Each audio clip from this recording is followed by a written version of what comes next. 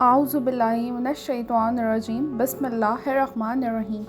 شروع کرتی ہوں اللہ تعالیٰ کے نام سے جو بڑا مہربان نہایت رحم کرنے والا ہے۔ آج کی کہانی ایک نیک آدمی اور ایک ناشکری عورت۔ ایک نیک شخص اور اس کی بدزبان بیوی۔ اس کی بیوی ناشکری اور بہت بدزبان تھی۔ وہ اس سے بہت پریشان تھا۔ چنانچہ ایک وقت کا ذکر ہے، گھر میں 4-5 روز سے کھانے کے لیے کچھ بھی نہیں تھا۔ وہ اپنے شوہر سے بہت لڑنے لگی اور کہنے لگی کہ کھانے کو لاؤ، گھر میں کھانے کے لیے کچھ نہیں ہے، نکھٹو تو ہر وقت گھر میں پڑا رہتا ہے، کما کے لا، بچے بھوک سے مر رہے ہیں۔ اور کہنے لگی جا کما کر لا، کچھ تو بچوں کی پریشانیاں دور ہوں، نکھٹو ہر وقت گھر میں پڑا رہتا ہے۔ یہ سب معاجرہ سن کے اس کے شوہر نے کہا، خدا کی بندی، رات ہو رہی ہے، شور نہ کر، میں صبح جاؤں گا، مزدوری کروں گا اور کما کے لے آؤں گا۔ صبح کا سورج نکلا اور وہ بیچارہ بھوکا پیاسا گھر سے مزدوری کے لیے چلا گیا۔ اس کی کسی نے کوئی بات نہ سنی، سب مزدور اپنے کاموں میں لگے رہے، اس کو روزی بھی نہ ملی، اس کو کھانے کے لیے بھی کچھ نہ ملا اور گھر لے جانے کے لیے بھی کچھ نہ ملا۔ جب اس اللہ کے بندے نے یہ حال دیکھا تو عشاء تک جا کے جنگل میں عبادت کرنے لگا، اللہ کو راضی کرنے لگا اور سوچنے لگا رات کے اندھیرے میں جا کے سو جاؤں گا، خالی ہاتھ گھر جاؤں گا تو وہ عورت کیا قیامت برپا کرے گی۔ اور یہی سب سوچتے ہوئے عشاء کے بعد وہ جنگل سے نکل کے گھر جاتا ہے، رات کے اندھیرے میں جا کے چپ چاپ سو جاتا ہے۔ آدھی رات کو عورت کی آنکھ کھلتی ہے اور وہ شور مچانا شروع کر دیتی ہے اور کہتی ہے کیا کما کر لائی، دو مجھے۔ تو اس کا شوہر اس کو کہتا ہے، میں نے جس کی مزدوری کری ہے وہ بڑا غفور الرحیم ہے، اس نے مجھ سے کل دینے کا وعدہ کیا ہے۔ پھر وہ چیخ کر کہتی ہے، یہاں بچے بھوک سے مر رہے ہیں اور تم وعدے کرتے پھر رہے ہو۔ وہ یہ کہتا ہے کہ اس نے مجھے کل دینے کا وعدہ کرا ہے، وہ مجھے کل دے گا، سو جاؤ، شور نہ کرو۔ اور یہ کہتے ہوئے دونوں سو جاتے ہیں۔ اگلے روز صبح پھر وہ مزدوری کے لیے نکلا۔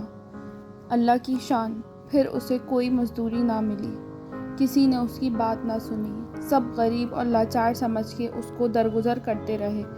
پھر وہ بیچارہ پریشان جنگل میں جا کر بیٹھ گیا اور عبادت کرنے لگا اور اپنے اللہ سے مانگنے لگا۔ اسی طرح عشاء تک عبادت میں مصروف رہا۔ اس کے بعد بڑے ڈرتے ڈرتے وہ گھر کو گیا۔ بیوی جاگی ہوئی تھی اور انتظار کر رہی تھی۔ شوہر کو گھر میں دیکھتے ہی کہنے لگی، میاں آج تو مزدوری لائے ہو نا 2 دن کی۔ شوہر نے ڈرتے ڈرتے جواب دیا، آقا نے 2 دن کی مزدوری دینے کا کل وعدہ کیا ہے۔ بیوی یہ سن کر غصہ ہو گئی اور کہنے لگی، اپنا بھلا چاہتے ہو تو 3 دن کی مزدوری لے کر آنا، ورنہ اپنا منہ مت دکھانا۔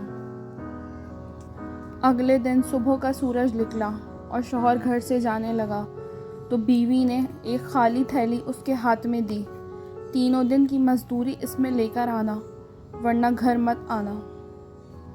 تیسرے روز بھی وہی سب ہوا، اس کو مزدوری نہ ملی۔ وہ جنگل میں چلا گیا اور اللہ کی عبادت میں بیٹھا رہا، اللہ کو راضی کرتا رہا اور اللہ سے مانگتا رہا۔ کئی رات گزر گئی۔ اس کے بعد اس نے اس تھیلی میں ریتی بھری، اس خوف سے کہ وہ بیوی مجھ سے لڑے گی، اور وہ تھیلی خالی گھر لے گیا مٹی بھر کے۔ ڈرتے ڈرتے وہ گھر کے دروازے تک پہنچا اور الٹے قدم واپس جانے لگا، پتہ نہیں وہ عورت کیا قیامت برپا کرے گی۔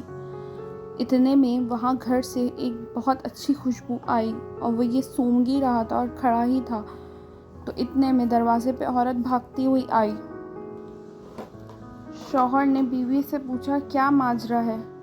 تو وہ کہنے لگی، اندر آؤ، اندر آ کے بات کرتے ہیں، یقیناً تم سچ کہتے تھے اور تمہارا روزی دینے والا بھی سچا ہے۔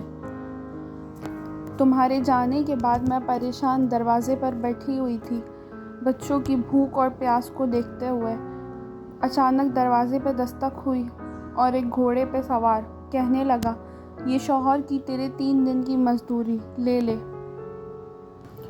اور یہ وہ گھٹلی میرے ہاتھ میں دے کر چلا گیا اور کہنے لگا، اپنے شوہر کو کچھ نہ کہنا، اس نے 3 دن مزدوری کی، اس کی یہ اور 50 درہم دے کر چلا گیا۔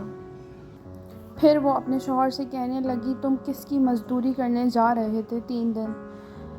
شوہر ڈرتے ہوئے بتاتا ہے، اے بربخت عورت، مجھے تینوں دن کسی کی مزدوری یا کام نہیں ملا، میں صرف جنگل میں بیٹھ کے اپنے اللہ کو راضی کر رہا تھا۔ یہ دنیا والوں نے مجھے کام دینے سے منع کر دیا تھا، لیکن میں تینوں دن تیرے خوف سے جنگل میں بیٹھ کے عبادت کر رہا تھا۔